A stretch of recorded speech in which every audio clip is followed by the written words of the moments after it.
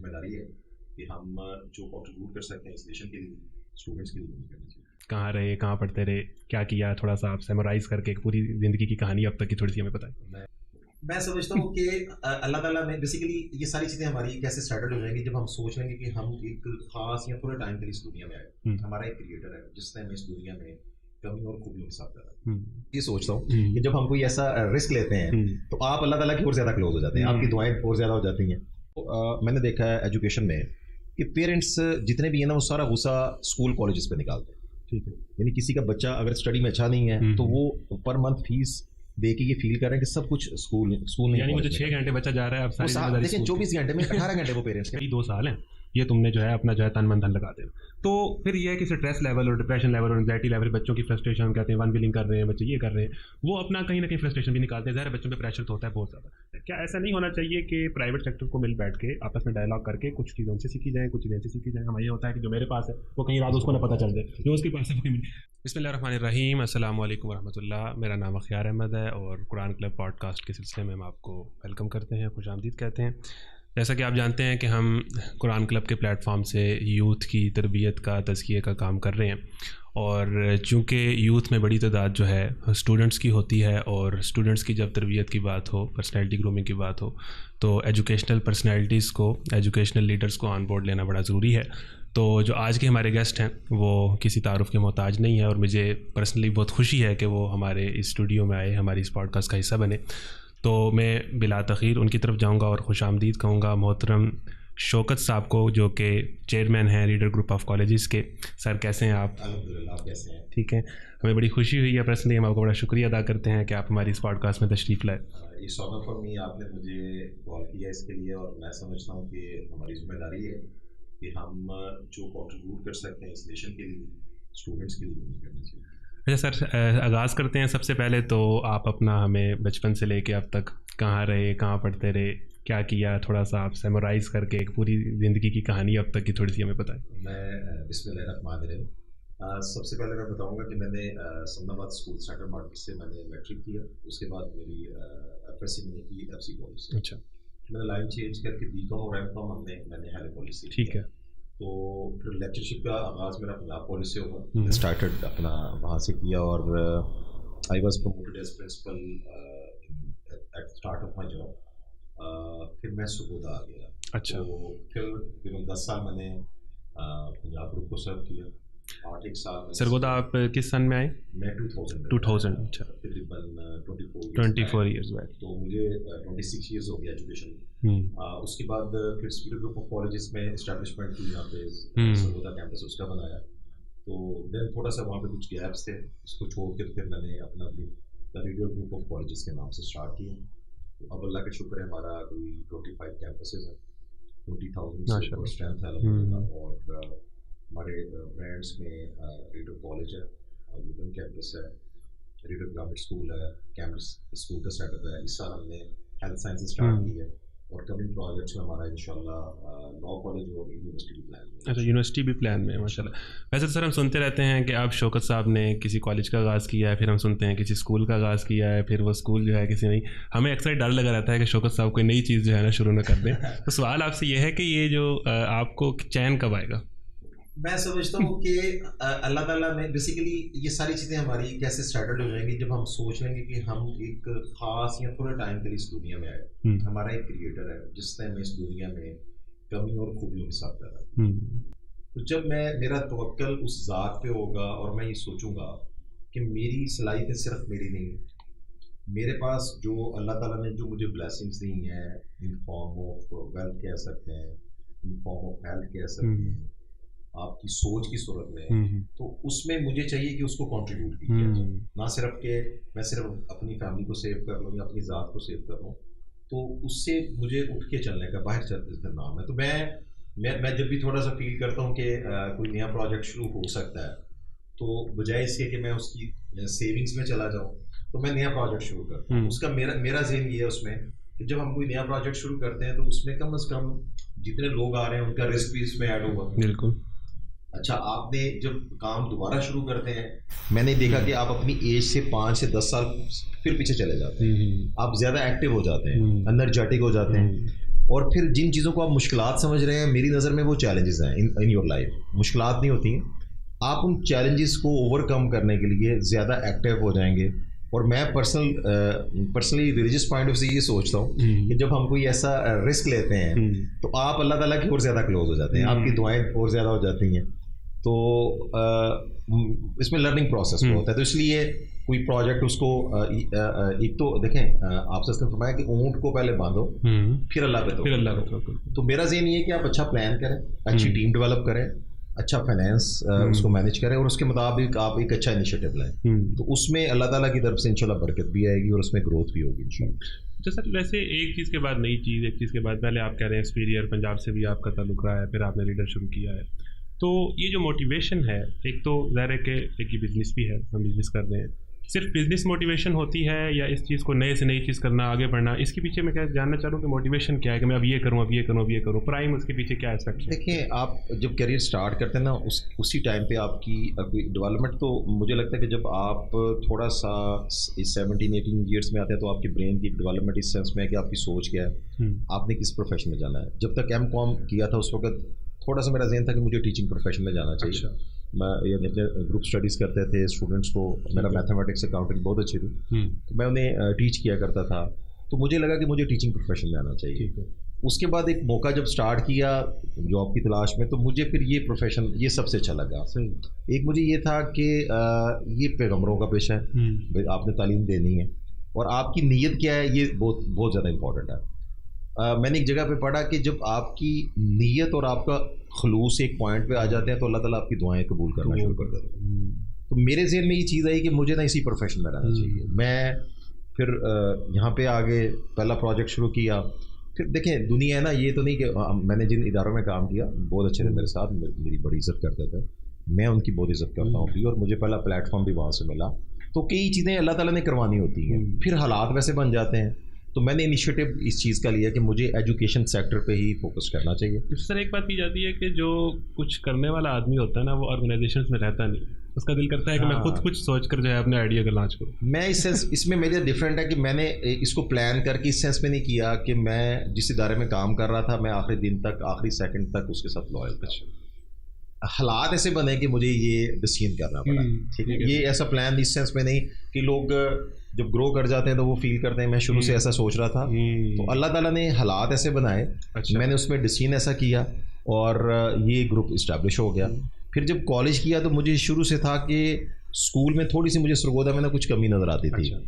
मेरा ज़हन है कि स्कूल और कॉलेज का इंफ्रास्ट्रक्चर बहुत अच्छा होना चाहिए, अच्छा फैसिलिटीज़ बेहतर होनी चाहिए और नॉर्मल फीस पे स्टूडेंट्स को अच्छी एजुकेशन देनी चाहिए। अब देखें, गवर्नमेंट और प्राइवेट सेक्टर में बेसिकली एजुकेशन, हेल्थ एजुकेशन ये गवर्नमेंट की रिस्पॉन्सिबिलिटी है। प्राइवेट सेक्टर जो गवर्नमेंट के साथ काम कर रहे हैं तो गवर्नमेंट को चाहिए कि उन्हें सपोर्ट करें। कुछ इदारों की शायद ड्यूज़ फीसें बहुत ज़्यादा होंगी, हम लोग इतनी ज़्यादा डिफरेंस पे फीसें नहीं ले रहे हैं। एवरेज एक स्टूडेंट पे गवर्नमेंट का एक्सपेंस 12 से 15,000 तक आ रहा है और प्राइवेट सेक्टर में यही एजुकेशन हम कोई 5,000 से 6,000 तक दे रहे हैं। तो इसका तो मैं ये समझता हूँ गवर्नमेंट को हमें सपोर्ट भी करना चाहिए, गवर्नमेंट को हमें इसका कोई अवार्ड भी देना चाहिए कि साथ पैरेलल प्राइवेट सेक्टर में लोग। लेकिन है कि क्योंकि जब मीडिया पे ऐसी चीज़ आती है ना तो इम्प्रेशन ये है कि सारा प्राइवेट सेक्टर जो है ना कोई बहुत ज़्यादा मनी मेकिंग कर रहा है, तो ग्राउंड रियलिटी ऐसी नहीं है। मैं भी इसमें काम कर रहा हूँ तो सब लोग नहीं, इतना कुछ इंस्टीट्यूशन है जिनकी फीसें ज़्यादा होगी, मैं उसको भी क्रिटिसाइज इस सेंस में नहीं करता हूँ कि वो फैसिलिटीज़ वैसे देते होंगे। तो इसको एक इस पर डिबेट की ज़रूरत है गवर्नमेंट सेक्टर और प्राइवेट सेक्टर की, और इसको एक सपोर्ट की भी ज़रूरत है। बिल्कुल ठीक है। जैसे सर आपने बात की, वैसे तो गवर्नमेंट हमें सपोर्ट करना चाहिए, हमें गवर्नमेंट को हमें जो है वो कोई अवार्ड देना चाहिए। यहाँ पर उल्टा ये सुनने को मिलता है, ये बातें हमें भी सुनने को मिलती हैं, आपको भी हम श्योर कोई प्राइवेट एजुकेशन को लोग कहते हैं कि ये माफिया। हाँ, ये देखिए ना, आप क्या कहेंगे? मतलब ये कोरोना के दिनों में इतनी डिसअपॉइंटमेंट हुई, इसमें ना जो बच्चों के पेरेंट्स हैं ना उनकी बहुत ज़्यादा जिम्मेदारी है। एक तो मैंने देखा है एजुकेशन में कि पेरेंट्स जितने भी हैं ना वो सारा गुस्सा स्कूल कॉलेजेस पे निकालते हैं, ठीक है। यानी किसी का बच्चा अगर स्टडी में अच्छा नहीं है तो वो पर मंथ फीस दे के ये फील कर रहे हैं कि सब कुछ स्कूल नहीं, यानी मुझे 6 घंटे बच्चा जा रहा है, अब सारी जिम्मेदारी देखिए 24 घंटे में 18 घंटे वो पेरेंट्स के पास है, ठीक है। दूसरा इसमें बहुत बड़ा गैप आ गया कि नो डाउट एक हमारे इकोनॉमिक कंडीशन ठीक नहीं है, लोगों के मसाइल हैं और गवर्नमेंट के कई प्रेशर ऐसे हैं, जब उन पे वो एक्सपेंस के लिए बच्चों की फ़ीस का टाइम आता है तो वो इस चीज़ पे अनॉयड हो जाते हैं कि मैं फ़ीस क्यों जमा करवाऊँ। अच्छा, इस चीज़ पे उन्होंने अपनी कई दफ़ा कई गुस्से जो है ना पेरेंट्स इस चीज़ पे निकाल देते हैं कि ये एक माफियाज़ हैं। बेसिकली एक चीज़ समझने की ज़रूरत है कि जितना भी प्राइवेट सेक्टर चल रहा है उसमें पीएन से लेकर सिक्योरिटी गार्ड से लेकर टीचर काम कर रहे हैं, वो भी इसी पाकिस्तान के और इसी शहर के लोग रहने वाले हैं। तो वो जो प्राइवेट सेक्टर है ना उसकी वो कैलकुलेशन ये मिस जजमेंट हो जाती है कि वो ये समझते हैं कि सिर्फ मनी मेकिंग कर रहे हैं।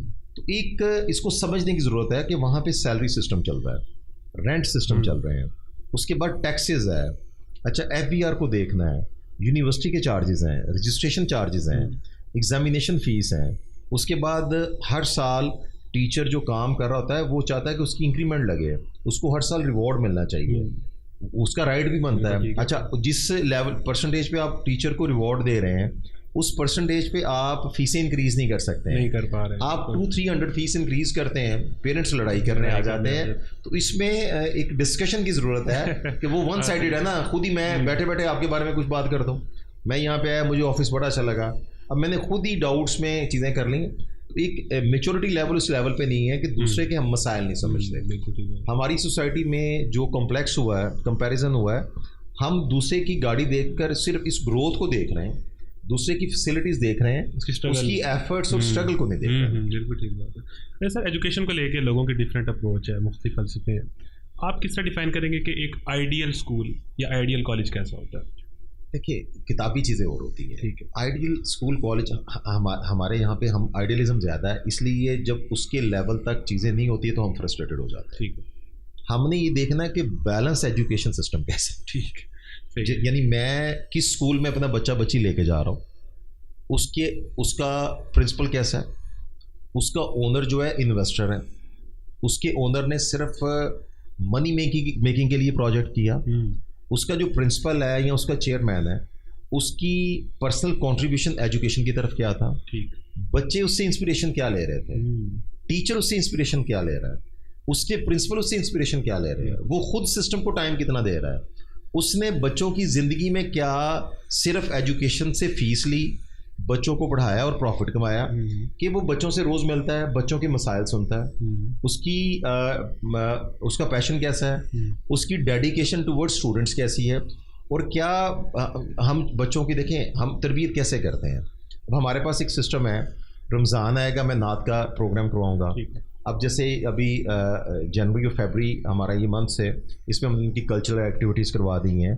अब स्टूडेंट है ना, आप उसे स्पोर्ट्स दे रहे हैं, आप कैसे, अब हम क्रिटिसाइज तो कर देते हैं वो मोबाइल फोन यूज़ कर रहा है, ओके, आप उसके पैरेलल क्या चीज़ दे रहे हैं, अगर आप इसको ये क्रिटिसाइज कर रहे हैं, तो जब एक बच्चे को मैं सुबह फुटबॉल खिला दूंगा, क्रिकेट खिलाऊंगा, एक्टिविटी कराऊंगा, वो घर जाके उस फीलिंग को जो उसने ग्राउंड में जीता या वो हारा, तो उसमें वो स्पिरिट पैदा होगा कि मैंने कल कैसे जीतना है। तो बच्चे की तालीम और तरबियत ऐसे है कि अब हमने ट्रेंड किया कि बच्चों की भी गाइडलाइंस हो रही थी, टीचर्स की भी ट्रेनिंग हो रही है। तो हमारे पास मुख्तार अवान साहब हैं, बहुत अच्छे वो मजहबी स्कॉलर हैं माशाल्लाह, और उन्होंने बहुत कंट्रीब्यूट किया, वो डेली बड़ा अच्छा बच्चों को लेसन भी दे रहे हैं। अब हम एक ट्रेनिंग सेशन नया करने लगे पेरेंट्स की ट्रेनिंग के हवाले से। हम पेरेंट्स को इन्वाइट करेंगे, तो उनको हम गाइड करेंगे कि वालिदैन की बच्चों की तालीम के हवाले से जिम्मेदारियाँ और उनका ये किरदार होगा, ये शायद हमारा इदारा करेगा, ये फ्री ऑफ कॉस्ट है। हमारे जितने भी सेशन बच्चों की तरबियत के लिए हो रहे हैं, इसकी इदारा कोई भी फीस चार्ज नहीं करता। अच्छा, ये चीज़ें ना फिर नोट नहीं की जाती हमारे यहाँ, जो थोड़े सी देखिए मसला क्या, जैसे आप बाई चांस आज आपने मुझे बुला लिया, मैं अब खुद ही यानी मेरे पास, मैंने इस शहर में तकरीबन 1 लाख प्लस स्टूडेंट्स पढ़ाए हैं। अब ये तो नहीं कि मैं अपना एक चैनल खोलूँ फिर मैं यूट्यूब पे बताऊं, तो पेरेंट्स को पता है, लेकिन क्योंकि हमारा मसाइल ये है कि मुझे जो चीज़ें अच्छी मिल रही हैं उसको मैंने डिस्कस नहीं करना है, मेरे साथ कुछ चीज़ें गलत होती है तो उसको मैंने प्रोपोगेट कर देना। जैसे सर आपने भी बात की कि को करिकुलर एक्टिविटीज़ या स्पोर्ट्स का बच्चों को टाइम नहीं मिल रहा, इस पर ही एक काउंटर क्वेश्चन किया जाता है कि यही जो टीचर्स होते हैं ये बाद में अकेडमी जिन्होंने खोली होती है, वहाँ पर बच्चा आता है स्कूल से पढ़ के फिर अकेडमी से जाना पड़ जाता है, और इंटर में जो बिलखसूस कॉलेज में बच्चे को फोर्स इतना किया जाता है कि यही 2 साल हैं, ये तुमने जो है अपना जो है तन मन धन लगा देना। तो फिर ये है कि स्ट्रेस लेवल और डिप्रेशन लेवल और एंग्जाइटी लेवल, बच्चों की फ्रस्ट्रेशन, हम कहते हैं वन बिलिंग कर रहे हैं बच्चे, ये कर रहे हैं, वो अपना कहीं ना कहीं फ्रस्ट्रेशन भी निकालते हैं। ज़ाहिर है बच्चों पे प्रेशर तो होता है बहुत ज़्यादा। एकेडमिक कल्चर जो आया है ठीक है, शायद कुछ अर्सा पहले नहीं था, लेकिन ये बाद में, और फिर ये है कि 5-5 घंटे की एकेडमी भी है। इसके ऊपर आपकी मतलब ओपिनियन क्या होगी? देखिए, आप सबसे पहले तो इसको ये ऑब्जर्व करेंगे कि हम अपने बच्चे को एजुकेशन जो दे रहे हैं, अभी मेरा बच्चा 5th या 6th क्लास में है और मैं सोचता हूँ ये डॉक्टर इंजीनियर बनेगा। अब मैंने नहीं देखा कि उसका इंटरेस्ट किस चीज़ में। हमारे यहाँ जब मैट्रिक होता है, आपका भी एक्सपीरियंस है कि सबसे पहले प्रायोरिटी है कि ये मेडिकल करेगा या इंजीनियरिंग में जाएगा। दो ऑप्शन है। अब जब आपने कंपटीशन ये बना लिया तो देखा देखी पेरेंट्स को लगता है कि जब वो ABC एकेडमी में अपना बच्चा पढ़ाते हैं तो उसकी ब्रांडिंग में देखते हैं कि इनके बच्चे मेडिकल कॉलेज और यूनिवर्सिटीज़ में चले जाते हैं। ठीक है, तो उस दौड़ में सारे उसमें चले जाते हैं। दूसरा, एजुकेशन सिस्टम में क्या है कि जब आपने मैट्रिक का भी एग्ज़ाम ले लिया, आपने इंटर भी ले लिया, अब आपने एंट्री टेस्ट भी ले लिया। अब अगर एंट्री टेस्ट ना हो तो ये वाला कल्चर काफ़ी हद तक ये 50% ठीक है ईजी हो जाएगा। अब स्टूडेंट्स जब कॉलेज में आए, मैं स्टूडेंट्स को कहता हूँ, कुछ बच्चे ऐसे होते हैं जिन्हें थोड़ी सी एक्स्ट्रा सपोर्ट की ज़रूरत होती है, अकेडमीज़ में वो मिल जानी चाहिए। एक बच्चा सुबह उठा है, उसने फजर नमाज़ पढ़ी, जो रिस्पॉन्सिबल है उसे पढ़नी चाहिए, लेकिन ये भी पेरेंट्स की रिस्पॉन्सिबिलिटी है। सुबह बच्चे को जल्दी उठाना, नमाज पढ़ाना, ये पेरेंट्स की जिम्मेदारी है। अच्छा, इसमें प्रायोरिटीज़ का भी इशू है कि पेरेंट्स बच्चे को कॉलेज के लिए उठा देते हैं, नमाज के लिए नहीं उठाते हैं। थोड़ा सा पेरेंट्स की तरफ से अब वो क्या, वो सोच रहे हैं कि ये नमाज भी हमने पढ़वानी है, चले जी हम जोहर की पढ़वा देते हैं, चलो ठीक, हम वहाँ पे करा देते हैं। अब सुबह बच्चा तैयार हुआ, उसका नाश्ता करवाना, ब्रेकफास्ट है उसका, उसने नमाज पढ़नी है, ये पेरेंट्स की जिम्मेदारी है। अब जब बच्चा वो सुबह कॉलेज आया, स्कूल आया, अब 6-7 घंटे उसने स्कूल में पढ़ा, ठीक है। अब आप मुझे बताएं, उसमें टीचर ने उसे पढ़ाया, उसके एग्जाम कैसे अच्छे होंगे जब वो घर जाके पढ़ेगा। अब वो घर पहुंचा 2 से 3 बजे तक, 3 बजे से लेकर 7 बजे तक वो अकेडमी चला गया। उसने खुद अपनी ज़ात को, अपनी पढ़ाई को कहाँ पे टाइम दिया? नहीं दिया। अब एक्सपेक्टेशन ये है, मैं ये खुश हो रहा हूँ कि मैं अपने बच्चे को 12 घंटे पढ़वा रहा हूँ, लेकिन उसका रिजल्ट क्यों खराब आया? क्योंकि उसने खुद पढ़ा नहीं, बेसिकली उसने 10 आवर्स या 12 आवर्स स्पेंड किए। तो this is the main issue कि इसमें ये रीज़न हो चाहिए कि देखा देखी अपने बच्चे को ऐसा बाउंड ना करें। जहाँ पे कोई टेस्ट सेशन है, ज़रूरत है, उसमें ज़रूर करवा लें, लेकिन जब आपने कॉलेज स्कूल पे वर्कआउट किया है तो मुझे नहीं लगता कि ये एक्स्ट्रा कोचिंग की ज़रूरत होती है। मेरे पास भी सेकेंड टाइम में हमने एक्स्ट्रा कोचिंग के लिए क्लासेस रखी हुई हैं, उसमें तकरीबन 100-200 थोड़े से बच्चे आ जाते हैं। ये वो बच्चे होते हैं जिनको थोड़ी सी एक्स्ट्रा सपोर्ट की ज़रूरत होती है। बिल्कुल ठीक है सर। सिंगल नेशनल करिकुलम की बात होती रही है इस मुल्क के अंदर के एक निज़ाम होना चाहिए, एक निसाब होना चाहिए। अच्छा, इस हवाले से ज़ाहिर है कि हमारा जो स्कूल है, मदरसा सिस्टम अलग है, एलीट स्कूल्स कुछ अलग है, मिडिल क्लास के लिए स्कूल अलग है। सिंगल नेशनल करिकुलम को आप किस तरह देते हैं? क्या ये होना भी चाहिए? हमारा माशरा इसको अब्जॉर्व कर सकता है, हमारा एजुकेशन स्ट्रक्चर? या अगर होना चाहिए तो फिर इसकी क्या शक्ल हो सकती है और ये क्यों नहीं हो पा रहा?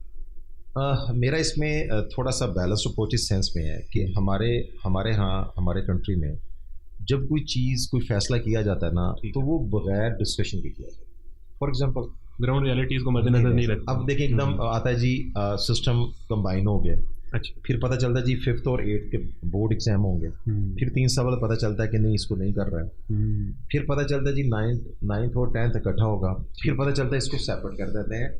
तो ये कोई इतनी बड़ी साइंस नहीं है। पूरी दुनिया में 12 महीने हैं, पूरी दुनिया में 365 दिन है, पूरी दुनिया में 52 वीक्स हैं। आपने प्लान सिंपली ये करना है कि पूरे पाकिस्तान में आप 1 अगस्त से क्लास शुरू होगी जी, मार्च तक स्टडी होगी, अप्रैल में आपने एग्जामिनेशन लेना है।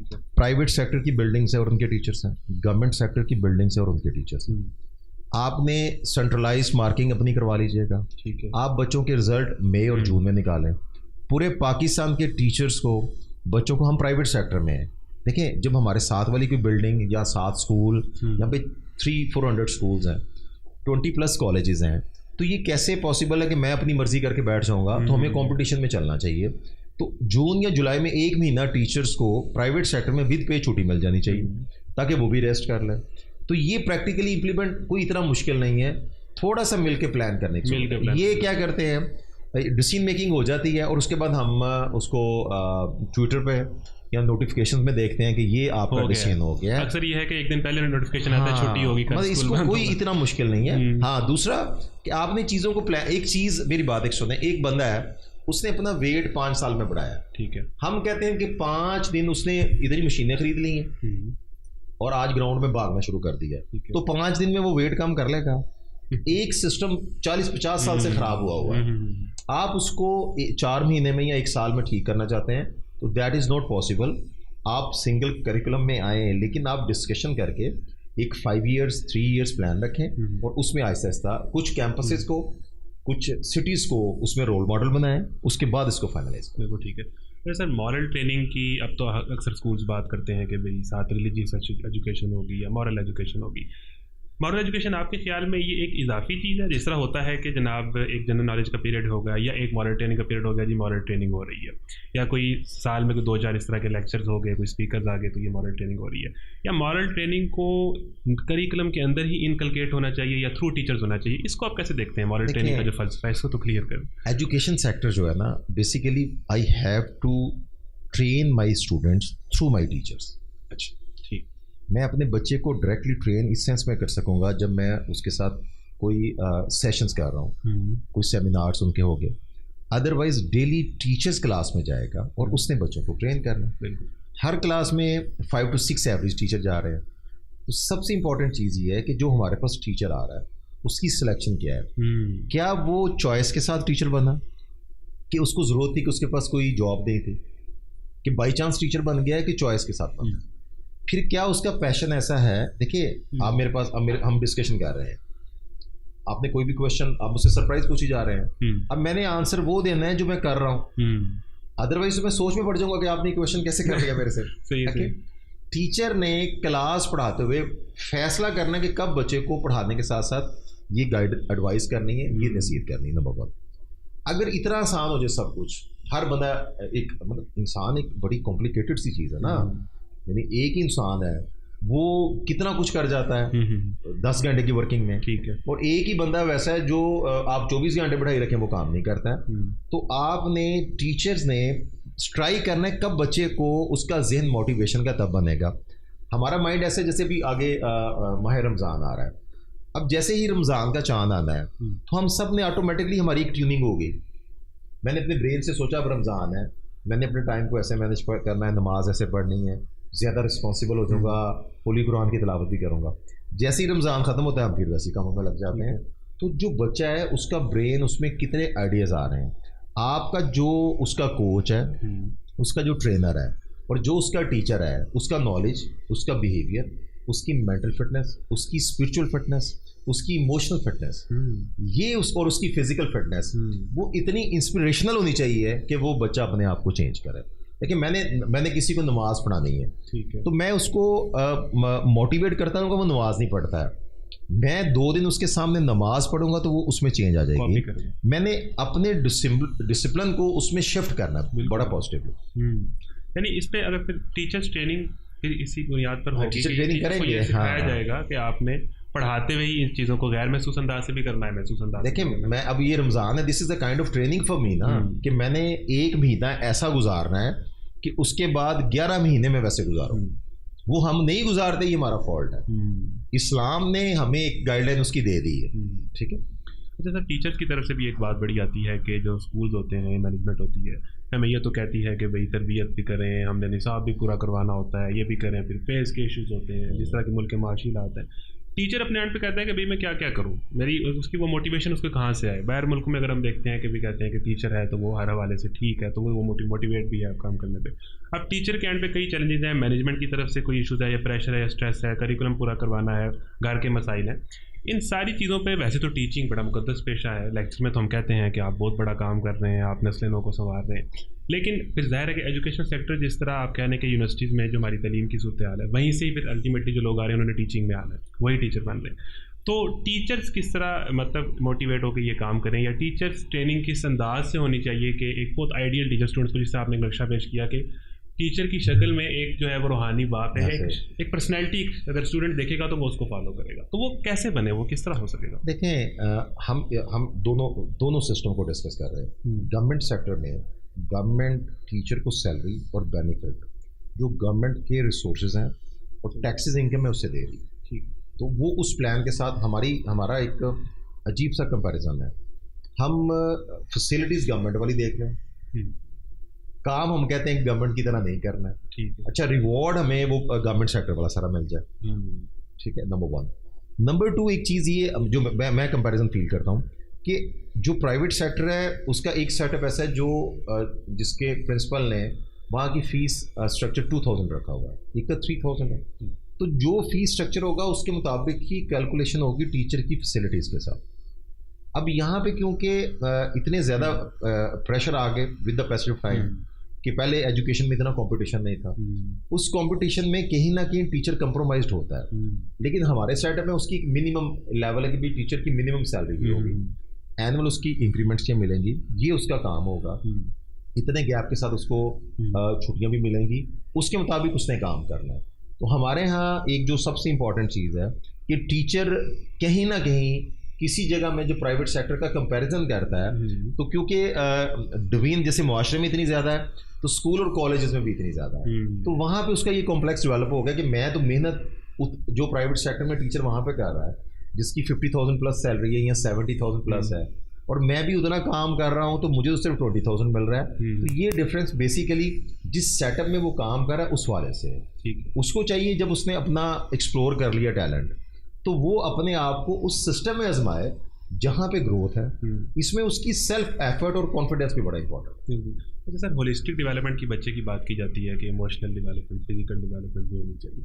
फिर 21st सेंचुरी स्किल्स का आजकल कहा जा रहा है कि भाई आपने क्रिटिकल थिंकिंग सिखानी है, आपने क्रिएटिविटी सिखानी है, आपने कम्युनिकेशन और कोलैबोरेशन सिखानी है।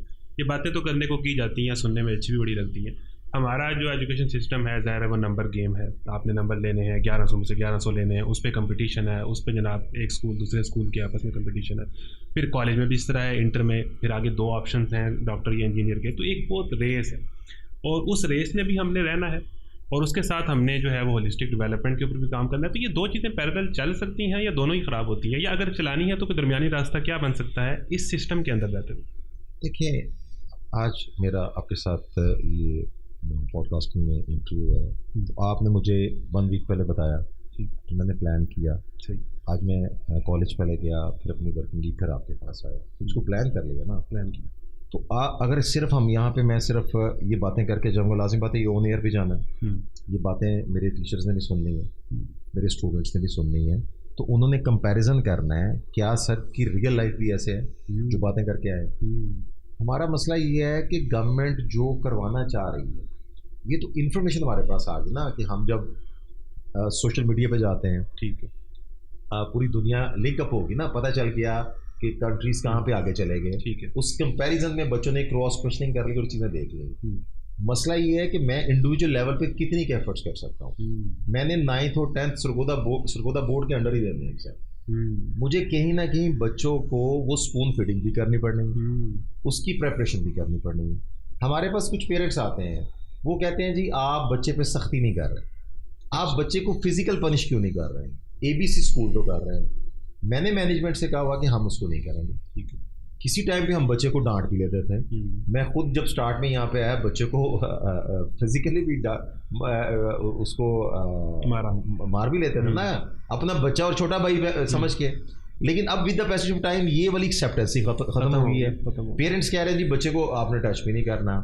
बच्चों के हेल्थ इशू ऐसे हैं कि आप किसी बच्चे को थोड़ा सा अगर डांट देते हैं वो इसको एब्जॉर्ब भी नहीं कर सकता। तो बेसिकली पहले हम जो बार बार कह रहे हैं ना, मेरी आपकी गुफ्तगू का फ़ायदा तब होगा जब हम उस लाइन पे चलेंगे। हमारा विजन ये होगा कि हमारा एग्जामिनेशन सिस्टम क्या है, हमारे पास टीम कैसी है और हमने अपनी नस्ल को किस साइड पे लेके चलना, ठीक है। तो एक ऑटोमेटिकली एक दौड़ लगी हुई है, उसमें हम सारे भागी जा रहे हैं। हमारा रोल ये है कि जो एजुकेशनल सिस्टम है, मैं तो ये कंट्रीब्यूट कर सकता हूँ कि मुझे गवर्नमेंट डिपार्टमेंट या कोई मुझे बुलाए तो मैं अच्छी सजेशन दे सकता हूँ, ठीक है। मेरे पास जो सिस्टम है उसमें मैं स्टूडेंट्स को अच्छा गाइड कर सकता हूँ, अच्छा पढ़वा सकता हूँ, उनकी मेंटल फिटनेस पे, उनकी तरबियत पे काम कर सकता हूँ। अल्लाह का शुक्र है कोई कमी बेशी रह जाएगी, लेकिन हमारी नीयत में और हमारे पैशन में कोई कमी नहीं है।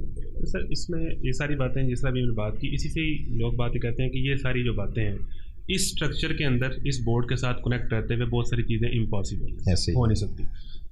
दूसरी तरफ एक कॉन्सेप्ट आ रहा है होम स्कूलिंग का, कि ये बड़ी तेज़ी से इसको बात भी हो रही है, अब तो पाकिस्तान में भी शुरू हो गई है कि स्कूलों कॉलेजों का कोई फायदा नहीं है, बच्चों को घर में बिठाओ और वालिदैन बच्चों को घर में पढ़ाएं तो वो बहुत ज़्यादा सीख लेगा, स्कूल जाने की कोई ज़रूरत नहीं। यानी ये बिल्कुल ही कुछ जाने की ज़रूरत ही नहीं है, उससे बहुत बेहतर मोहल्ले में सीख लेगा या घर में सीख लेगा।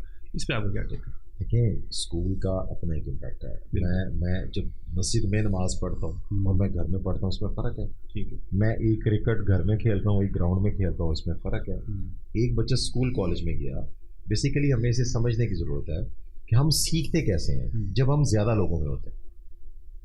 एक बच्चा एक बच्चा जब स्कूल कॉलेज में गया तो उसने डिफरेंट पर्सनैलिटीज़ देखी, सोशल एनवायरनमेंट से इंटरेक्ट करना। तो अगर वो ठीक मे भी हो सकता है, कुछ पेरेंट्स बड़े अच्छे पढ़े लिखे होंगे, हमारे एक दो दोस्त भी हैं, उन्होंने इस पे वो कर भी रहे हैं कि उनके बच्चे लाहौर में वो खुद पढ़ा रहे हैं। अच्छा। लेकिन वो उनका इंटेलेक्चुअल लेवल बहुत अच्छा है और उनकी वाइफ और वो दोनों बहुत कमिटेड है।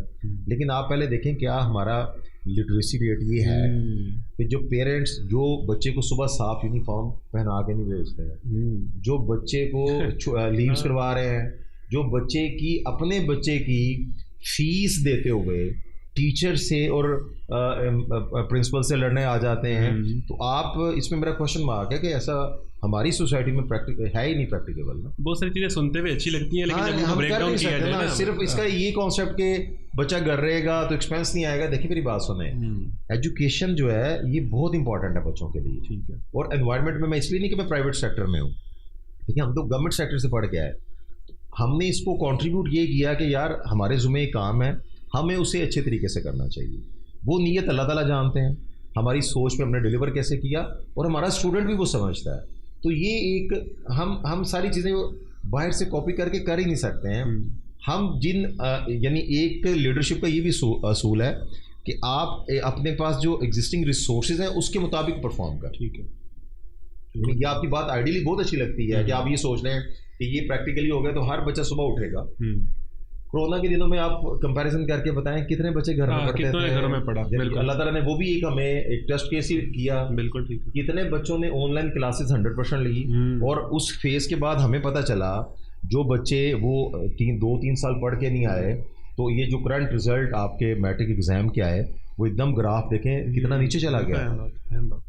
अच्छा सर, अभी ये क्रिटिकल थिंक की हमने अभी बात की है।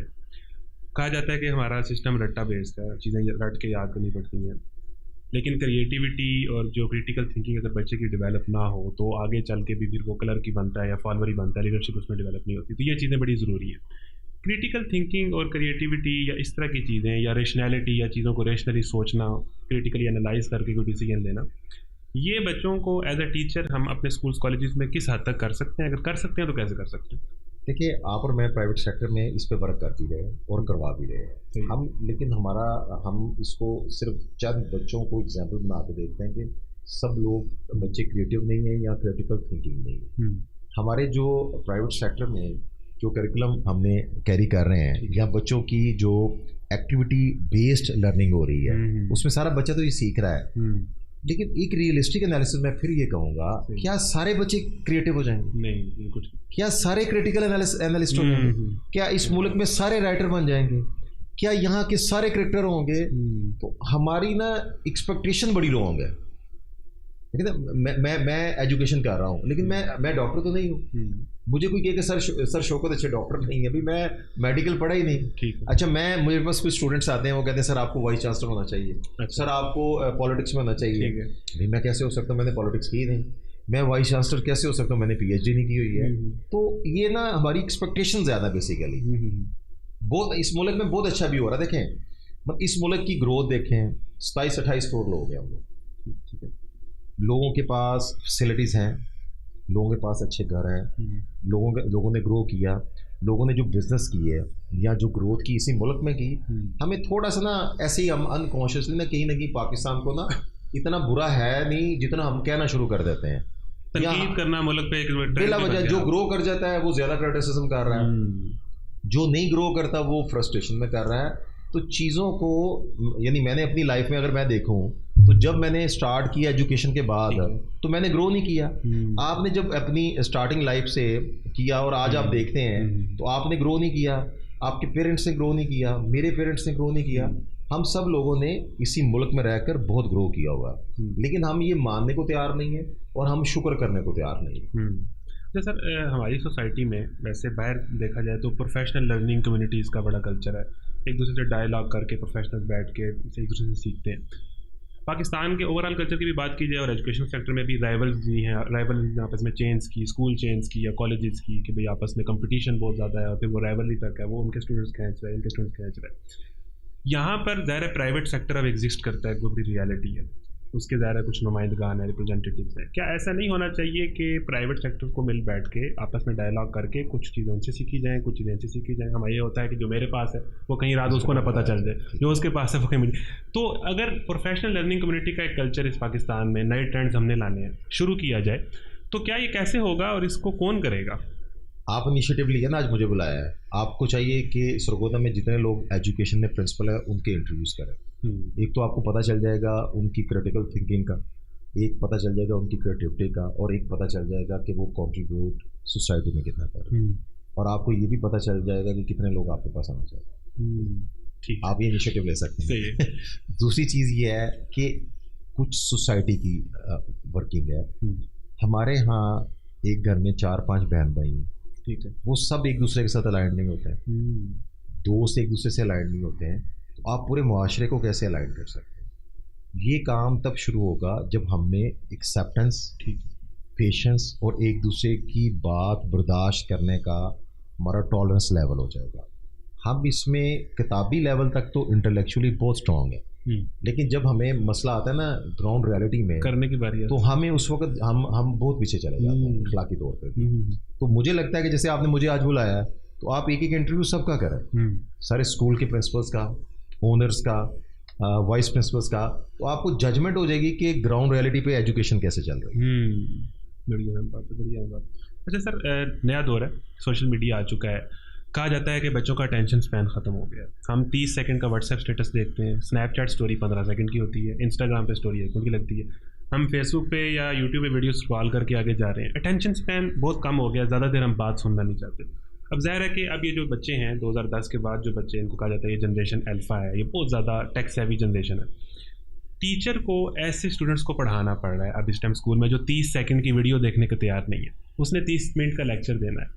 इंगेजमेंट बहुत इंपॉर्टेंट है। तो आपके ख्याल में टीचर को नई जनरेशन को पढ़ाते हुए कोई चैलेंज फील हो रहा है? 10-15 साल पहले बच्चे और तरह थे और अब और तरह है, और अगर और तरह है तो क्या कोई डिफरेंट टीचिंग स्ट्रेटजीज हैं हमारे पास? एक्चुअली ये अब बच्चा जो इतना फास्ट हो गया है, अब अगर आप कहेंगे कि सिर्फ आप प्रेशर से उन्हें डांट के पढ़ा लेंगे, ऐसा तो पॉसिबल नहीं है। तो आपकी सारी लर्निंग अब एक्टिविटी बेस्ड भी हो सकती है। ठीक है, आप स्लाइड सिस्टम में आप ज़्यादा कंप्यूटराइज उनको वर्किंग भी करवाएं, फिर उनकी प्रेजेंटेशन में उन्हें इन्वॉल्व करें, अपने सब्जेक्ट में उनका इंटरेस्ट डेवलप करें, आप उनको इन्वॉल्व कर सकते हैं। मैं अभी भी तकरीबन एक साल में 300+ आवर्स के लेक्चर बच्चों को देता हूँ। अच्छा, मुझे एक दिन फील नहीं हुआ कि कोई बच्चा मेरी बात नहीं सुनता, और मैं सारे लेक्चर उन्हें ज़ुबानी दे रहा होता हूँ, कोई मैं स्लाइड्स पे नहीं वर्क कर रहा हूँ, और उन्हें मैं जो सबसे इंपॉर्टेंट सेशन होता है वो होता है क्रॉस क्वेश्चनिंग का, कि आप मुझसे क्वेश्चन कर सकते हैं। इंटरेक्टिव होना चाहिए, इंटरेक्टिव है। उसमें तकरीबन अगर मेरा लेक्चर हुआ है ना 45 मिनट का 1 आवर का, तो जो क्रॉस क्वेश्चनिंग है, बच्चा जो इंटरेक्टिव क्वेश्चंस कर रहा है, वो तकरीबन 2 घंटे के होते हैं। अच्छा, तो मैं इसमें समझता हूँ कि सब बच्चों को हम ऐसा नहीं कह सकते हैं। ठीक है, ग्राउंड रियलिटी ये है कि जब आप बच्चों से डायरेक्टली मिलेंगे तो चंद एक बच्चों के भी मसाइल हैं, लेकिन ओवरऑल मुझे बहुत पॉजिटिव, मैं ऑप्टिमिस्टिक हूँ। मुझे लग रहा है कि अगर थोड़ा सा हमारे सिस्टम सिर्फ बेहतर हो जाए तो बहुत टैलेंटेड बच्चा है यहाँ पे, बड़े टैलेंटेड टीचर्स हैं। लेकिन हम इतने सालों से मैं एजुकेशन चला रहा हूँ, तो सारी क्लासों में मैं तो नहीं जाता हूँ। ठीक है, तो इसका मतलब है कि यहाँ पे तकरीबन मैंने ये तीनों इंस्टीट्यूशंस में तकरीबन 150 पोजीशंस ली हैं। तो यहाँ के टीचर और बच्चों ने ली ना, यहाँ पे तकरीबन मैंने कोई 7-8,000 टीचर ट्रेन किया। यहाँ पे मैंने इसी शहर में 65 प्रिंसिपल प्रमोट किए। तो सही तो है, मैं तो समझता हूँ ये बहुत पॉजिटिव है। यही बच्चे थे ना। अच्छा, कितने बच्चे जो है किंग एडवर्ड गए मेडिकल कॉलेजेस में, बाकी मेडिकल कॉलेजेस में, यूनिवर्सिटीज़ में गए। अच्छा जी, इंजीनियरिंग यूनिवर्सिटीज़ में गए। तो ये सारे बच्चे लायक थे तो वहाँ तक पहुँचे ना। तो हम इसको ये बिल्कुल ये कहे कि जी मुल्क है बहुत अच्छा है। हाँ, कहीं कहीं पे कुछ फ्लॉज हैं, उसको कुछ गवर्नमेंट को एड्रेस करने की ज़रूरत है। कुछ मेरे लेवल पे हैं, कुछ टीचर के लेवल पे हैं, कुछ पेरेंट्स के लेवल पे हैं, कुछ बच्चों के लेवल पे हैं। तो उसको अगर मिलके थोड़ा थोड़ा आहिस्ता आहिस्ता, मैं अपना रोल अदा करूँ, आप अपना रोल अदा करें, तो एक बहुत अच्छा है, सब कुछ अच्छा है। सिर्फ थोड़ा सा ऑर्गेनाइज करने की ज़रूरत है। अच्छा सर, एक बात की जाती है जो आज का बच्चा है ना बड़ा बदतमीज़ हो गया, जनरेशन बड़ी बदतमीज़ हो गई है। और अच्छा, हमें हमारे बड़े कहते थे कि हम तो बहुत ऐसे थे, तुम बहुत बदतमीज़ हो, और फिर ये तो शायद पीछे से कोई चेंज चली आ रही है। ये जो आज की जनरेशन है जिसको बदतमीज़ कहा जाता है या उस्तादों का अदब नहीं करते या वो बात नहीं रही, इसमें मुझे तो ऐसे लगता है कि अगर उस्ताद बन के दिखाए तो हो सकता है कि ये बच्चे मुअद्दब भी होंगे। लेकिन ये जो ओवरऑल इस जनरेशन पर इल्ज़ाम है बात नहीं मानने का और बदतमीज़ी का, ये किस हद तक ठीक है, और इसकी अगर ठीक है तो इसकी वजूहत क्या हो सकती है? देखिए मेरी बात सुने, मुझे 26 ईयर्स एजुकेशन में हो गए, ऐसा कभी भी नहीं हुआ। मैं अभी भी इस शहर में तकरीबन, मैं आपको पहले भी कोट किया, तकरीबन 24 सालों में 1 लाख प्लस स्टूडेंट्स मुझसे पास आउट हुआ। सब अपने पेरेंट्स जितनी मेरी इज्जत करते हैं। जिस लड़के लड़की से मैं कभी मिला हूँ, ये देखे ना, आपने इम्प्रेस ही नहीं किया हुआ बच्चे को, इंस्पायर नहीं किया, आपने इंस्पायर ही नहीं किया हुआ है, तो ये उस टीचर का हो सकता है। दूसरा, ये बिल्कुल गलत एलिगेशन है। बच्चा बदतमीज नहीं हुआ, बच्चा लॉजिकल हो गया। सवाल करना बदतमीजी लगता है। हाँ, ये नहीं, बच्चे का राइट है क्वेश्चन करना। अच्छा, दूसरा ये है कि पहले क्या था, टीचर ने अगर उससे मजाक किया, बच्चा एब्जॉर्ब कर लेता था, चुप कर जाता था। अब अगर टीचर कोई बात करता तो बच्चा आगे से रिस्पॉन्स करता, और यही पेरेंट्स के साथ हो गया। हम जब छोटे थे तो पेरेंट्स के साथ इतना फ्रेंडली या इतना फ्रैंक नहीं लेवल था। अब जो हमारे बच्चे हैं वो हमसे बहुत ज़्यादा फ्रेंडली हैं, तो वो उसी कॉन्फिडेंस में कई दफ़ा टीचर के साथ बात कर लेते हैं।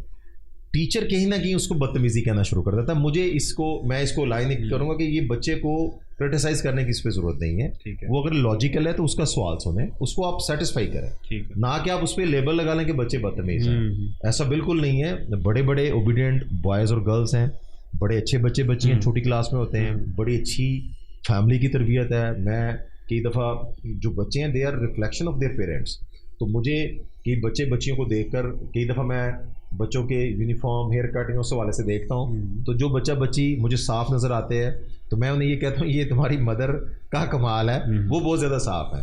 तो ये सारे बच्चे ऐसे नहीं है। कोई बच्चा एक आधा ऐसी कर सकता है वायोलेशन, लेकिन क्योंकि 30-40 की क्लास होती है ना, तो उसमें कोई एक बच्चा ऐसी वायोलेशन करे तो लगता है पूरी क्लास ही ऐसी है। तो मेरा पॉइंट ऑफ व्यू ये है कि बच्चे लॉजिकल ज़्यादा हैं, सिर्फ उनके साथ प्यार से बात करने की ज़रूरत है, उन्हें समझाने की ज़रूरत है और उन्हें अपने साथ अटैच करने की ज़रूरत है। तो सर, जो आजकल के बच्चे हैं अब तो सोशल मीडिया पे इस तरह का कंटेंट यूज़ कर रहे हैं, बहुत अच्छे अच्छे कार्टून्स आ गए हैं जो ABC सिखा रहे हैं, अलिफ बे पे सिखा रहे हैं, बहुत ऐसी एक्स्ट्राऑर्डिनरी चीज़ें आ चुकी हैं। अब बच्चा मल्टीपल टाइम्स एंगेजिंग चीज़ जो है वो यूट्यूब पर अगर देख रहा है, और बच्चा आज का समझदार भी बड़ा है, वो तो बहुत बेहतर तरीके से मोबाइल यूज़ करना जानता है। मॉन्टेसरी लेवल पर आके शायद टीचर उस लेवल की चीज़ नहीं कर पा रहा जो उसे मोबाइल या यूट्यूब पर दस्तियाब है, बहुत अच्छे तरीके से लर्निंग के सारे मटीरियल दस्तियाब है। तो क्या चैलेंजेस पेश हैं मॉन्टेसरी लेवल पर जो अब बच्चे आ रहे हैं?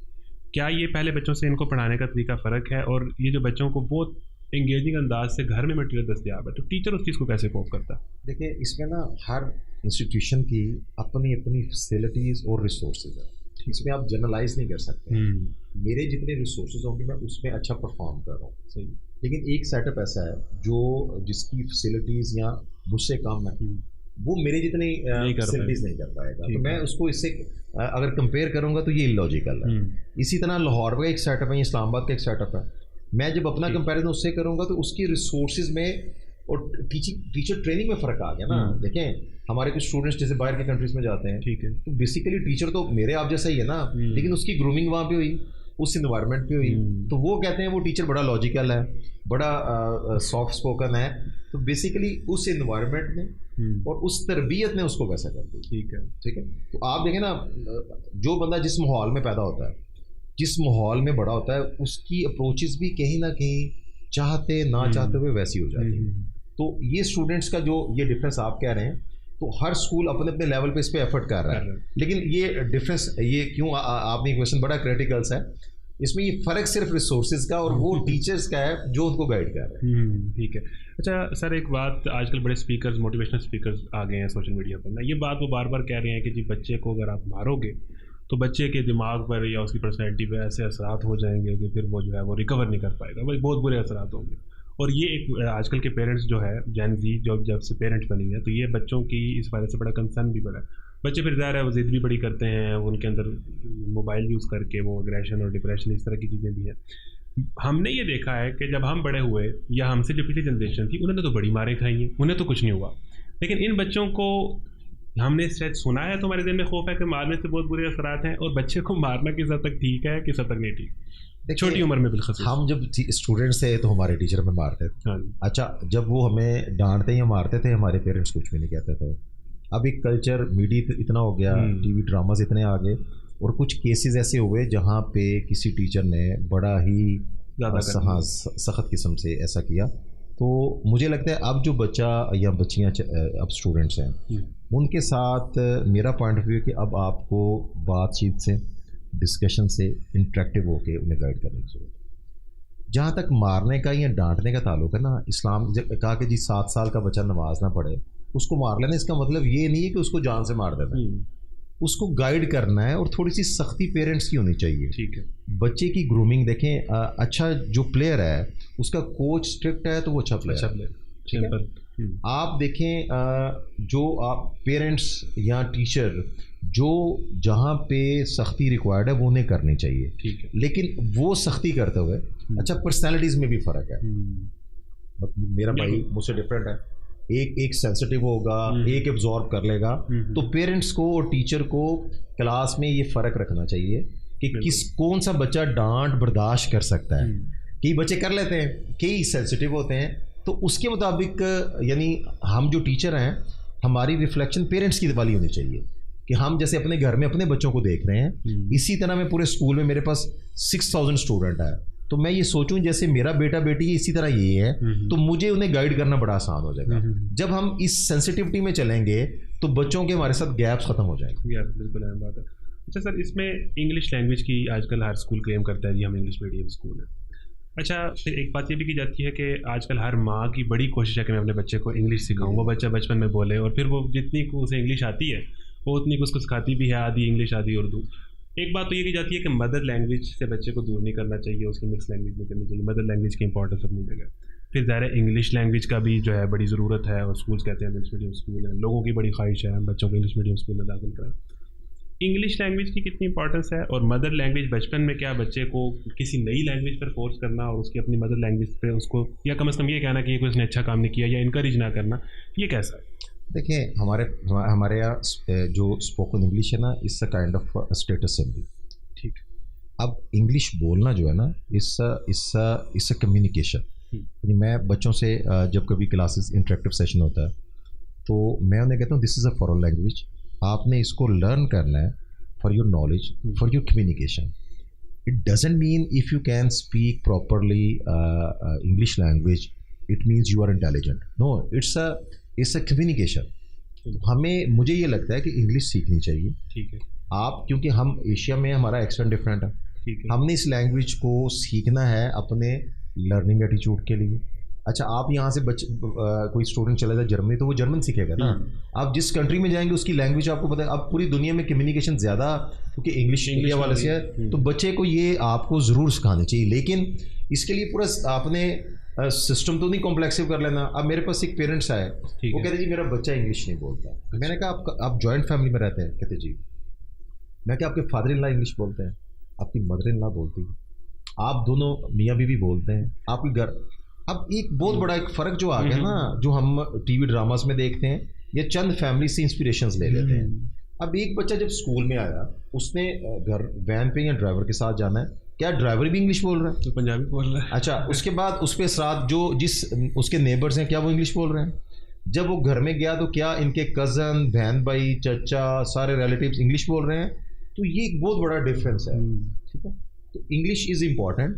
जिसने सीखना वो इस माहौल में भी सीख जाएगा, लेकिन इसको कॉम्प्लेक्स बना लेना। और जो आपकी मदर लैंग्वेज होती है, वो पंजाबी में एक वो उसमें वो कह रहा था कि मोहब्बत का और सख्ती का मज़ा पंजाबी में आता है कि आप जब अपनी लैंग्वेज, यानी मैं पंजाबी भी बोल लेता हूँ, हमारी लैंग्वेज जब छोटे थे तो फिर वो थी, लेकिन पंजाबी एक बड़ी सॉफ्ट लैंग्वेज ही मैं कहता हूँ। लेकिन अगर आप उसको सख्त लेवल पे बोलेंगे तो वो डिफरेंट हो जाएगी। तो हमें लैंग्वेज की वजह से कॉम्प्लेक्सिव नहीं होने चाहिए। आप देखें पंजाबी अदब में कितने इंटेलेक्चुअल लोग हैं, आप देखें अरब में कितने इंटेलेक्चुअल लोग हैं, आप देखें उर्दू में कितने अदब में लोग स्ट्रॉन्ग हैं। इसी तरह आप इंग्लिश में, तो हर लैंग्वेज में उसकी जो कम्युनिकेशन है, हमें किसी ज़ुबान को लेट डाउन नहीं करना चाहिए कि किसी की वजह से कोई सुपीरियर हो जाएगा या लेट डाउन हो जाएगा। हाँ, इससे इम्पॉर्टेंट आज के दौर में आपकी इंग्लिश जो है ये कम्युनिकेशन के लिए बहुत स्ट्रांग है और ये होनी चाहिए। आपने पूरी दुनिया से कम्युनिकेट करना। अच्छा सर, अगर तरबियत की बात की जाए बच्चों की, आजकल सोशल मीडिया का दौर है, बहुत सारी चीज़ें बच्चों की एक्सेस में है, बिल्कुल चीज़ें बदल गई हैं। पहले ये है कि गुनाह जो है वो बहुत एक्सेस में आ गया, आसान हो गया, ठीक है। फिर जाहिर है कि सोशल मीडिया से कनेक्ट होके हमारे यहाँ इन्फ्लुएंसर्स, यूट्यूबर्स ऐसे हैं जो बच्चों को बहुत इंस्पायर करते हैं और फिर वो हर तरह की उल्टी सीधी हरकत करते हैं, नौजवान उनसे बड़े इंस्पायर होते हैं। फिर हम अगर एजुकेशनल तालीमी इदारों की बात करें तो यहाँ पर ये बात की जाती है कि ये सारा साल तरबियत भी करते हैं और ये कभी नाच गाना भी करवा देते हैं। तो जो सारी तरबियत होती है वो नाच गाना, फिर ऊपर से पैगाम आ रहा है कि ये भी कर लेना चाहिए, ये भी कर लेना चाहिए। इस चीज़ को आप कैसे देखते हैं? एजुकेशनल इंस्टीट्यूशन कितना अपना रोल इसमें अदा कर सकते हैं बच्चों की तरबियत में? और जो चैलेंजेस सोशल मीडिया के बाद आ रहे हैं बच्चों को, ज़ाहिर है नौजवान बच्चा है और बिलखसूस आप ये फेस करते हैं कि मैट्रिक इंटर तो एक ऐसी एज है कि जिसमें बच्चा जवान हो रहा है, बड़ा हो रहा है। इन सारे एथिकल इश्यूज़ को डील करने का क्या तरीका है? और फिर इसमें मोबाइल और सोशल मीडिया का अपना रोल उसकी रोशनी के अंदर, और फिर एजुकेशनल इदारे इसमें पॉजिटिव रोल क्या ज़्यादा प्ले कर सकते हैं, उतना नहीं कर रहे, या उनकी अपनी मजबूरी है? देखिए, जो हमारी नई जनरेशन है ना, वो स्पोर्ट्स में भी इन्वॉल्व है, अच्छा वो म्यूज़िक में भी इन्वॉल्व है।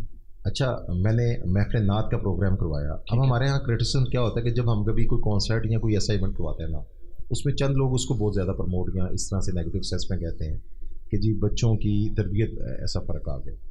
लेकिन जब वहाँ पे महफिल नात करवाया जाता है, जब ऐसी फिटनेस एक्टिविटी करवाई जाती है, उसको कोई हाईलाइट नहीं करता। ठीक है, मैं इस हक में नहीं हूँ कि ये सारा दिन ही कोई म्यूज़िक चल रहा होता है तो बच्चों को वो करवाना चाहिए।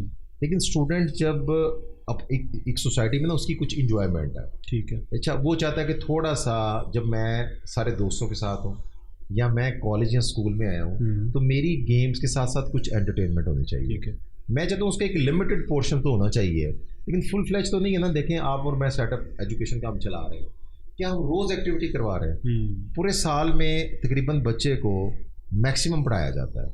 ये इवेंट पूरे साल में, यानी स्पोर्ट्स का हो गया आपका, कोई मैंने इस दफ़ा स्टूडेंट्स की क्वाली नाइट का एक इवेंट करवाया और मैंने देखा कि वो तसव्वुफ में बच्चों ने ज़्यादा इंजॉय किया, उसको उन्होंने ज़्यादा इंजॉय किया ना, बैठ के आराम से अपना साथ उनके हमने एक डिनर रखा हुआ था, उन्होंने उसको भी इंजॉय किया।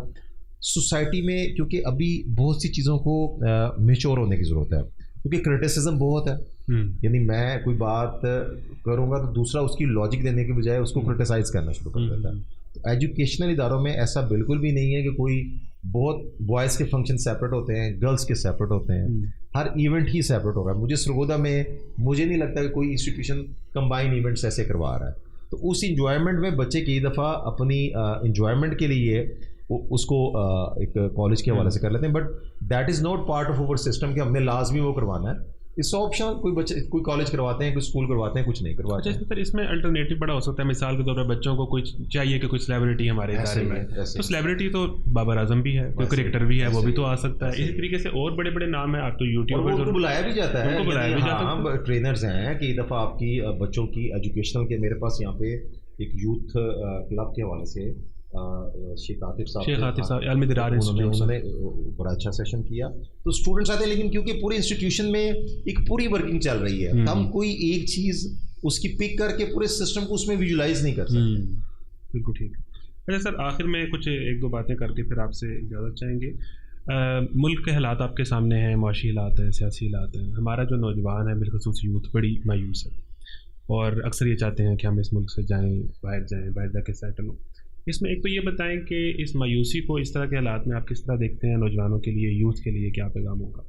और बाहर जाना चाहिए, बाहर जाके सेटल होना चाहिए, और कुछ लोग कहते हैं कि नहीं जी मुश्किल वक्त में आपका मुल्क आपकी माँ है, उसको नहीं छोड़ना चाहिए। इस बात को, ये जज्बाती बात है, या आप इसको देखते हैं कि नहीं जी बाहर जाना चाहिए और बाहर जाके सेटल भी होना चाहिए, ये भी ठीक है, और इधर रह के भी अगर आपको अपॉर्चुनिटी मिलती है? इस मायूसी को और इस मुल्क के हालात को देखते हुए नौजवानों के लिए आपको क्या पैगाम? देखिए, मसाइल तो हमारे मुल्क में आ रहे हैं और शुरू से ही काफ़ी चीज़ों के, अब पॉलिटिकल इंस्टेबिलिटी भी होगी, इकोनॉमिक फैक्टर्स भी इसमें आ गए हैं। जो स्टूडेंट एजुकेशन हासिल करने बाहर जा रहे हैं, उन्हें जाना चाहिए। ठीक है, आपसे इसमें फरमाया इल्म हासिल करो चाहे तुम्हें चीन जाना चाहिए। ठीक है, अब इस सेंस में जो बच्चा वहाँ पे जाता है और उसको क्या अपॉर्चुनिटी मिलती है, यानी हमारे कई दोस्त हैं वो बाहर गए और वो वहाँ पे सेटल भी हुए, लेकिन कुछ लोग थे, दोस्त थे जो बाहर गए, उन्होंने एजुकेशन की और फिर वो वापस पाकिस्तान में आ गए। हमें ना एक इन सारी बातों से ज़्यादा ना एक एक्शन करने की ज़रूरत है। हमारी बेसिकली बातें ज़्यादा है, एक्शंस काम है। एक्शंस। अब मैं इस मुल्क में हूँ तो मुझे यहाँ पे रहना चाहिए, मुझे यहाँ पे इस मुश्किल हालात में सर्वाइव करना चाहिए। ठीक है, ठीक है। जो नई जनरेशन है उसमें जो बच्चा समझता है मुझे एजुकेशनल अपॉर्चुनिटी है, चाहे रिसोर्सेज की वजह से, चाहे स्कॉलरशिप की वजह से, चाहे वो इतना अच्छा लायक है कि उसे बाहर की यूनिवर्सिटी ने कॉल किया, वो पढ़ने के लिए जाए, उसके बाद वो डिसाइड करे। मुझे नहीं लगता है जो इस टाइम पे बच्चे सारे बाहर जा रहे हैं तो वहाँ पे सेटल्ड हो जाएंगे। लेकिन मुल्की हालात अगर थोड़े से मसाइल आए हैं तो हमेशा तो ऐसे नहीं रहेंगे, स्टेबिलिटी इंशाल्लाह आएगी ना। हम सब इतने लोग हैं तो कोई ना कोई तो हमारा अल्लाह पे यकीन होना चाहिए कि सब लोग, सारे लोग तो गलत काम नहीं कर रहे हैं, कुछ अच्छा भी तो कर रहे हैं। तो जब ऑप्टिमिस्टिक अप्रोच के साथ चलेंगे तो इसी मुल्क में जब स्टेबिलिटी आएगी तो वो लोग वापस भी आ जाएंगे। थोड़ा सा गवर्नमेंट को ट्रस्ट देने की ज़रूरत है। मेरे पास देखिए ना, हम जब एडमिशन्स करते हैं तो कोई पेरेंट्स आकर हमारे ट्रस्ट पे अपने बच्ची को दाखिल करवाता है, तो हमारी गवर्नमेंट को एक स्टेबिलिटी कब होगी, लोगों को ट्रस्ट भी दे। अगर ये बाहर जाना बुरी बात नहीं है, पूरी दुनिया के लोग बाहर जाते हैं, लेकिन ये सोच के जाना कि मैंने वापस इस मुल्क में नहीं आना है या डिप्रेशन में जाना, इस पर मैं समझता हूँ क्वेश्चन मार्क है, ये नहीं होना चाहिए। तो लोग जाएं बाहर, काम करें, सेटल्ड भी हों, लेकिन उसका भी हमारे मुल्क को फ़ायदा। जब बाहर जाएंगे फॉरेन रेमिटेंस इधर आएंगी, लोग, हमारे मुल्क की भी ग्रोथ होगी। लेकिन अगर ये डिप्रेशन मायूसी वाली एक फ़िज़ा तो ग्राउंड रियलिटी पे है, मैं ऐसे कह दूँ कि नहीं है, क्योंकि हम रोज़ पेरेंट्स से भी मिल रहे हैं, लोगों से भी मिल रहे हैं, और जॉब इंटरव्यूज़ के लिए जब हम जॉब ऐड देते हैं तो अगर सीट्स हमारे पास सिर्फ 50 हैं तो कम से कम 6-7,000 आपके पास सीवीज़ आए होते हैं। बिल्कुल ठीक है। अच्छा सर, इसमें एक तो ये बात बता दें कि आज का नौजवान जो है, आज की यूथ है, अल्लाह रसूल से ताल्लुक़ होना, इस ज़िंदगी का मकसद क्लियर होना, पाकिस्तान का मकसद क्या है, एक बच्चे के लिए अपने एजुकेशनल कैरियर को परसू करते हुए ये कितना अहम है कि मैं तालीम किस लिए ले रहा हूँ, मेरी ज़िंदगी का मकसद क्या है, ये बात कितनी अहम है एक यूथ के लिए। और अमूमन ये होता है कि हमारे यहाँ जो रिलीजन का जो रोल है ना, वो ये होता है कि बच्चा पढ़ना चाहिए, डॉक्टर बनना चाहिए, इंजीनियर बनना, हाँ ठीक है, नमाज़ पढ़ता है वो भी अच्छी बात है, उसको अच्छी बात की हद तक रखा हुआ है, लेकिन ये है कि बाकी चीज़ पे हमें पेरेंट्स की तरफ से भी, इदारों की तरफ से बड़ा जोर नज़र आता है। कामयाब ज़िंदगी का फ़लसफ़ा आप एक नौजवान के लिए आपके क्या पैगाम होगा कि कामयाबी क्या है? देखिए, मैंने जब इस्लाम को देखना ना, देखिए हम जब मुसलमान को देखते हैं तो हम कहते हैं यार अभी हमने इस्लाम को देखना है, ठीक है ना, ये परफेक्ट भी है, मुकम्मल ज़ाब्ता याद भी है, वीकनेसेस मुस्लिम हम में है, हमें कमी है ना। तो इस्लाम ये नहीं कि मैं जब नमाज़ पढ़ूंगा तो मैं नेक हो जाऊंगा। उस टाइम पर मेरे सारे दिन के मामलात क्या हैं उसको मैं कैसे देख रहा हूँ। मैं जब किसी बच्चे से फ़ीस ले रहा हूँ तो मैं उसको कुछ और बता के कुछ और चार्ज तो नहीं कर रहा। मैंने जब किसी टीचर को सैलरी देनी है तो मैं कुछ उसको डिफरेंस तो नहीं इस पर क्रिएट कर रहा। मैं अपने डेली मामलात में क्लियर हूँ कि नहीं हूँ, क्या मैं इंसाफ से चल रहा हूँ कि नहीं। तो ये सारी चीज़ों को देखें, हमने सिर्फ इस्लाम को समझ लिया, मैंने अगर नमाज़ पढ़ ली है, रोज़ा रख लिया है, और मैं सिर्फ मेरा एक अपीयरेंस ऐसी हो गई है कि मैं एक अच्छा मुसलमान हूँ। आपके मामलात का नाम, ठीक है ना, यानी जिसने अपने वादे की पासदारी की, जिसने मिलावट नहीं की। देखें ना, कई कौमों पे जो जब हम कसुल कुरान या कसुल अंबिया पढ़ते हैं तो की कौम पूरा ना तोलने की वजह से ऐसा है। तो अगर हम उन कौमों का देखें तो ये छोटी छोटी कमियां थी जो मिक्स होके हमारी सोसाइटी में सारी हैं इसमें। तो हमें अपने आप को थोड़ा सा रिव्यू करने की ये ज़रूरत है कि हम जो रिलीजियस एक इम्प्रेशन ऐसा आ गया कि जो बंदा नमाज पढ़ता है वो इम्प्रेशन बहुत ही सीरियसनेस का दे रहा है, यानी उसने बड़ी स्ट्रिक्टनेस से शो करना है कि यानी हमें बच्चों को प्यार से मोटिवेट करने की ज़रूरत है। ठीक है, उनके मामलात कैसे हो, उनकी डेली लाइफ कैसे हो। अच्छा, वो अपने आप को, यानी मैं फिटनेस में बच्चों को कहता हूँ कि भाई आप फिजिकली फिट होकर तो नमाज अच्छे तरीके से पढ़ सकते हो। नमाज में भी फिजिकल फिटनेस का दरस है, वक्त की पाबंदी का दरस है, और इतनी रिसर्च अब हो गई है तो जितनी हम नमाज पढ़ते हैं उसमें सारी चीज़ों की, हम तो पढ़ते हैं कि अल्लाह का हुक्म है, लेकिन अगर आप उसको साइंटिफिक लेवल पे देखें तो उसके कितने ज़्यादा बेनिफिट फिजिकल फिटनेस पे आ गए हैं। तो बच्चे को बेसिकली इस्लाम ये है कि आप पेरेंट्स, टीचर्स और सोसाइटी में जिस चीज़ की जिम्मेदारी है बच्चे को गाइड कर दें। हम देखें, हम बच्चे को रास्ता दिखा दें। जब वो बुक रीडिंग पे आ जाएगा उसको पता चलेगा मैंने लिमिटेड रहना है। एक मैंने लाइन पढ़ी कि जब एक इंसान सोचता है ना कि मैंने पॉजिटिव होना है और मैंने नेगेटिविटी नहीं करनी है तो मुआशरे से एक बुरा शख्स कम हो जाता है। बढ़िया, बिल्कुल। अच्छा, आखिर में एजुकेशनल लीडर्स को, ज़ाहिर है सरगोदा में, सरगोदा से बाहर, पूरे पाकिस्तान में, पूरी दुनिया में उनको आप क्या पैगाम देना चाहेंगे, उन्हें क्या करना चाहिए, और स्टूडेंट्स और टीचर्स को क्या कहना चाहेंगे कि उन्हें क्या करना चाहिए? आखिरी आपका एक नोट क्या होगा? देखिए जी, जो रिस्पॉन्सिबल है हर बंदे से, जो मैं काम कर रहा हूँ अल्लाह ताला ने मुझसे पूछता है। मेरा जब ये ईमानी लेवल होगा तो मेरी कोशिश होगी कि मैं फेयर प्ले करूँ। तो जितने भी प्रिंसिपल साहबान हैं, जो उनके पास एक सेटअप उन्होंने क्रिएट किया होगा, अपने स्टूडेंट टीचर्स को, सारी टीम को टीम बिल्डिंग करके साथ लेके चलें। जितने टीचर्स हैं ये उनका पैगम्बरी पेशा है। मैनेजमेंट से उनके कई दफ़ा गैप्स आ जाते हैं, हमसे भी कुछ टीचर नाराज़ हो जाते हैं, उनके गैप्स भी आ जाते हैं। इस नाराज़गी पे, इस गैप्स पे वो बच्चों का नुकसान ना करें, और तमाम स्टूडेंट्स उनको जिनको मौका मिला उन बच्चों के कंपैरेटिव डिफरेंस में कि जो कोई मजदूरी कर रहा है उसको मौका नहीं मिला है, तो आज उस बच्चे को एजुकेशन का मौका मिला, तो वो टीचर की, पेरेंट की तरह इज़्ज़त करें, अपनी टाइम मैनेजमेंट अच्छी करें, अपना एक स्केड्यूल मैनेज करें, 5 वक्त की नमाज की पाबंदी करे, कुरान मजीद विद ट्रांसलेशन पढ़े। चाहे वो 2 लाइन्स पढ़ रहा है तो जब वो ट्रांसलेशन के साथ पढ़ेगा तो उसका कॉन्सेप्ट क्लियर होता जाएगा। तो उस एज में जब वो प्रैक्टिकल लाइफ में आएगा तो काफ़ी हद तक उसे पता चल जाएगा कि मैंने ज़िंदगी कैसे गुजारनी है।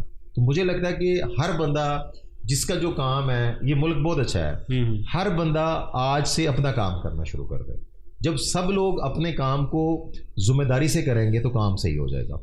हज़रत अली से किसी ने पूछा कि किसी इंसान को कैसे पता चलेगा कि ये बहुत कीमती है और कीमती नहीं है? ठीक है। हज़रत अली ने फरमाया, आप देखते हैं कि कोई इंसान कीमती है तो आप देखेंगे वो उसमें एहसास ज़िम्मेदारी कितनी है। जो ज़्यादा ज़िम्मेदार है वो उतना ही कीमती है।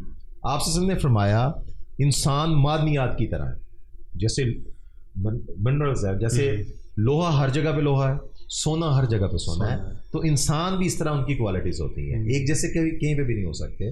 तो हमें अल्लाह से ये दुआ करनी चाहिए, अल्लाह ताला हमें दुनिया और आखिरत की रुसवाई से बचाए।